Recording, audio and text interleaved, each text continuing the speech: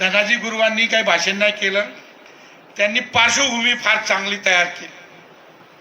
भाषण नाही केलं, पार्श्वभूमी जी हवी होती ती केली. माझं काम लय सोपं केलेलं आहे आणि मला काही जास्त बोलायचं नाही. एक आहे की बाबा आता ही सगळं परिस्थिती अशी आहे, यात बाहेर पडण्यासाठी काय मार्ग दिसतो का?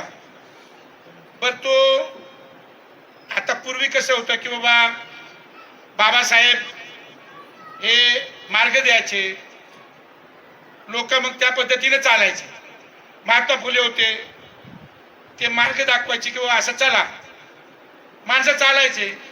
आता त्या तोडीचा माणूस कोण नाही आणि आमची तर काय ती काय लायकी नाही. माझी लय साधी माणसं आहे, पण अशी छोटी छोटी गोष्टी करणारे लोक जे आहेत त्यांनी एक सामूहिक मेंदू बनवला आणि त्याची टॉर्च बनवली आणि ती टॉर्च चालू केली तर या अंधारामध्ये काही ना काहीतरी आपल्याला मार्ग दिसेल. तर त्या सामूहिक मेंदूची बॅटरी बनवून या अंधाराचा शोध म्हणजे अंधारामध्ये मार्गाचा शोध घेण्याचं काम करण्यासाठी सातारा या ठिकाणी 9 आणि 10 मे रोजी एक साहित्य संमेलन, आपलं विद्रोही साहित्य संस्कृती संमेलन होत आहे.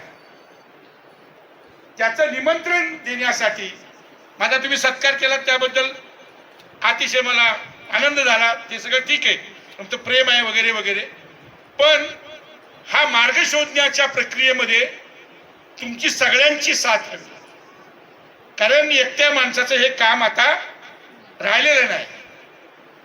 परिस्थिती समाजाची जी काय आहे की एका गाण्याची सुरुवातच मी लिहिली होती की डसले तर डंख डोळ्याला, काटे पायाला, कोण ढकलत नेते बगर तुमच्या देहाला. मारतो खड्यावर खडे नाही तरंग, हे पाणी मेलई बधीर तळ्याच्या संग. गर्दीत गर्म गारठा जीव चोरठा, कलकलाट कोलाहल आत सन्नाटा. या सन्नाट्यामध्ये आम्ही जगतो आहोत. लोक लय म्हणतात की एवढा त्रास होतोय, एवढं बेकार राज्य आलेलं आहे, तरी सुद्धा काहीच का होत नाही. बोलत का नाही मनुष्य, बोलत का नाही? तर मी पहिल्यापासून सांगितलं होतं की ए भेजा संभालो, भेजे का पाकिट संभालो, ये भेजे का पाकिट मारने वाले लोग आहेत. आणि लोक हसायचे, टाळ्या वाजवायचे आणि घरी जायचे. मी त्यांना सांगायचो की अरे I am not entertainer, I am here to disturb you. ते कसले टाळ्या वाजून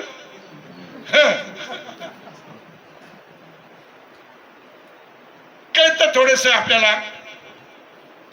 हा जो अंधार आहे, हा अंधार तत्वज्ञानाच्या संकटाचा अंधार आहे आणि तो फक्त भारतापुरता नाही, तो अखिल मानव जातीला घेरलेला आहे. मी आता अमेरिकेच्या एक 4-5 विद्यापीठामध्ये गेलो, युरोप मधल्या आणि लंडन मधल्या, UK मधल्या या जवळजवळ 12 एक विद्यापीठांमध्ये गेलो आणि मी तिथल्या प्राध्यापकांना विचारलं तर मला एक शॉकिंग गोष्ट कळली. हळूहळू जिथे बाबासाहेब शिकले त्या लंडन मधली जी काही युनिव्हर्सिटीज आहेत त्यातली तत्वज्ञानाची जी डिपार्टमेंट्स आहेत ती हळूहळू बंद व्हायला लागलेली आहे. भारतामधल्या कुठल्या युनिव्हर्सिटीमध्ये तत्वज्ञानाची डिपार्टमेंट जिवंत आहेत हे मला माहित नाही, पण मी जाऊन आलो. त्यामुळं मी म्हटलं हे काय होते, तर हा जो अंधकार आहे हा अखिल मानव जातीला अंधारात नेणारा आहे. ते कशामुळे झालेलं आहे तर माणसाला कळत नाही. म्हणजे मुख्य म्हणजे कळालं तर काहीतरी करेल ना, त्याच्या मेंदूवर मोठं ऑपरेशन या व्यवस्थेनं केलेलं आहे. ही व्यवस्था कुणाची आहे, ती काय करते याचं मी वर्णन करणार नाही. आता ते युद्धामध्ये बॉम्ब टाकतायत ते लोक कोण आहेत? ते तुमच्या ओळखीचे आहेत. गप्प बसलेले लोक पण तुमच्या ओळखीचे आहेत. ते का गप्प बसलेत ते तुम्हाला माहिती आहे. तर त्याच्यासाठी मी गाणं लिहिलं की हे जे की बॉम्बचे पेऱ्यावर पेरे, म्हणजे की बॉम्बचे पेरे करतायत. बॉम्बचे पेऱ्यावर पेरे, रोटी नाही बॉम्ब खारे. आता रोटी देणार नाहीत. हे सगळं कशातनं निर्माण होते? तर एक मोठा हा जो अंधार आहे, हा अंधार तत्वज्ञानाच्या संकटाचा आहे.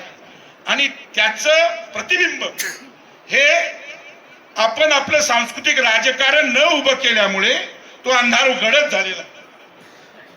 आता हे तुम्ही म्हणाल की सांस्कृतिक राजकारण नावाची गोष्ट काय आहे? ते साताऱ्याच्या संमेलनाला यायचं आणि तिथं नीट ऐकायचं.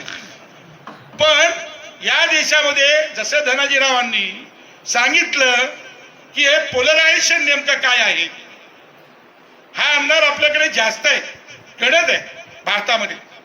कारण इथला जो समाज आहे तो पोलराइज म्हणजे त्याचा दुभंग झालेला समाज आहे. दोन हिस्सांमध्ये, सांस्कृतिक हिस्सांमध्ये वाटलेला समाज आहे. आणि त्याचं कसं आहे की हजारो वर्षांची परंपरा आहे. त्याचं मी वर्णन एका गाण्यामध्ये केलं होतं. मी म्हटलं की बघा, हे कसं दोन गोष्टी सेपरेट आहेत. म्हणजे सांस्कृतिक राजकारण आपल्याला काय करायचंय, कुणाचं करायचंय? तर या देशामधले जे नाकारलेले मानव समूह आहेत ते अवैदिक आहेत.